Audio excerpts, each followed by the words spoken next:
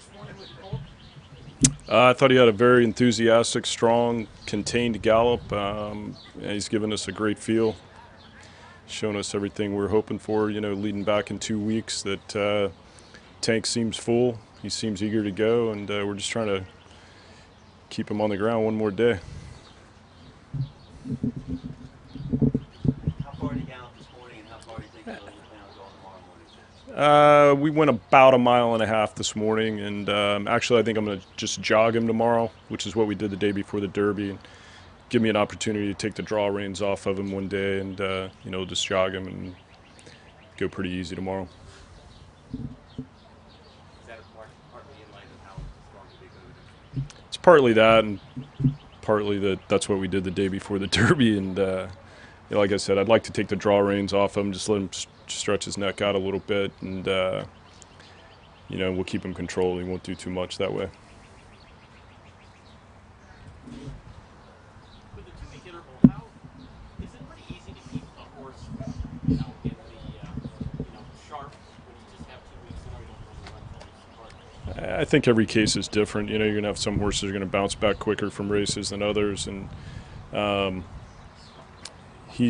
in his case, he's always seemed to show really that he takes his races really well and bounces back quickly. And the Derby, it's actually surprised me at how well he bounced out of it. I mean, his energy level was immediately good, and has remained good throughout. So, but no, I mean, it's not necessarily easy. It's just each one's going to take a race a little bit differently.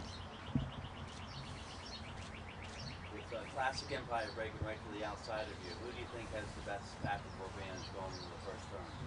Well, I mean, I think it's an ideal spot for Classic Empire. I mean, I think if I were them, I'd be happy with that post. I would imagine they're going to target us, and so target's right next to you, so it probably gives him a little bit of a tactical advantage from that perspective. But, we're just focused on hopefully breaking cleanly and smoothly and letting him run to the first turn a little bit. And I think Johnny will get a sense of, how much speed some of the other horses are showing. It looks like on paper that Always Dreaming, Classic Empire, and Conquest Mo Money are the horses that have consistently shown the most speed. So, as you know, gates open, things change, but on paper that's kind of where it seems like most of the pace will come from.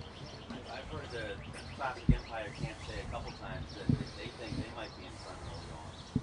Your thoughts? We'll see. I don't. Doesn't look like he's been on the lead too often in his starts, but if they're there, that's fine. I think what Always Dreaming's shown is he's adaptable to different pace scenarios. If they go slow, he'll be in front. If they go real fast, like they did in the Derby, then he can stalk. So, again, Johnny and I will talk about a strategy, a kind of a plan A, and he's out there to execute whatever plan he sees as best once the gates open. How important has Nick been in the process of getting this horse to this point, and what kind of feedback do you get from him? Well, I mean, it's been critical. When we made the change at Churchill, we needed to get him under control, get him slowed down a little bit, and Nick was able to do that. And Nick's a pretty optimistic guy. Generally, the feedback has been phenomenal. A lot of superlatives in the way he's training. I know Wayne is on the scene this morning. Have you two had much chance to talk since the Derby? He was pretty much like a proud father watching you that Sunday morning. Yeah, he came by the barn and congratulated me at Churchill, and then I saw him here early this morning. We spent some time together and talked for a bit. It's great to see him. With everything, I said, obviously he's mastered these classic races as well as anybody. Was there any lesson that you took from him that you can specifically apply to the way you approach these Triple Crown races? Yes, I mean, if you work for someone for 7 years, you certainly learn a lot of things from him, and he's a master at. I always felt like one of his many strengths was when he got a horse in form and his ability to maintain them in form for a long time, and so you try to take some of those principles away and but again, with 2 week turnaround, we're just trying to keep it as simple as possible. We're not overthinking it. We're just letting the horse gallop and be happy and try to keep him on the ground. Todd, at what point when you received Always Dreaming did you think, hot damn, we can win the Derby with this Well, we knew he was a talented horse from his races at Saratoga and Belmont, but I think we really got the sense once we started breezing him, like he was a very good horse, and we consistently saw that all winter. When he was in the sale, did you have interest in him, or did any of your owners? We actually did. We bid on him for the Scatorchio's Let's Go stable. I can't honestly remember where we stopped, but we were not directly underbidders. But yeah, he's a horse that was on our radar screen from, the Keeneland September sale. If you could train him and somebody told you a horse is by Bodemeister and is a half brother to Hot Dixie Chick, who was a very fast sprinter, what would you think the result would be? Well, I mean, I think if you look at his pedigree, it suggests that he'd be fast and a sprinter. But if you look at him physically, you can see where he gets that stamina and ability to go long. He's got great mechanics. He's got great action. He's kind of a slenderly made horse, and so it's less surprising looking at him physically that he's able to run long as much as the pedigree. And Bodemeister, I mean, he got a distance of ground, and his Derby was an extremely impressive race. He didn't win it, but he ran awfully well. Probably. I didn't win it.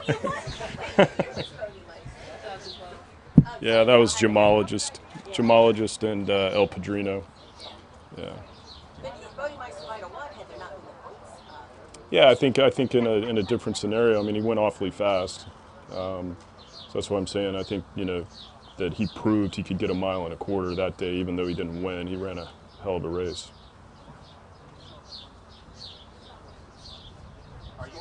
We're a couple days away from this race. Your calm, usual professional self. Are you feeling excited within about what's coming up? I'm really pleased with the way the horse is doing, and at this point, I just want the race to get here. He's doing so good. We just want to keep him where he is. The weather Saturday looks like it's going to be absolutely perfect. 70, 75, a little cloud cover, not too hot. How relieved does that make you as far as having perfect weather? Yeah, I mean, I don't think any of us wanted to run the Preakness in the temperatures that yesterday and today with the low 90s. So it appears as though we're going to get a break that way, and I just think under those circumstances, that scenario, it's just a lot easier on all the horses, and especially in a big crowd and demanding race like that. So it looks like we caught a break there.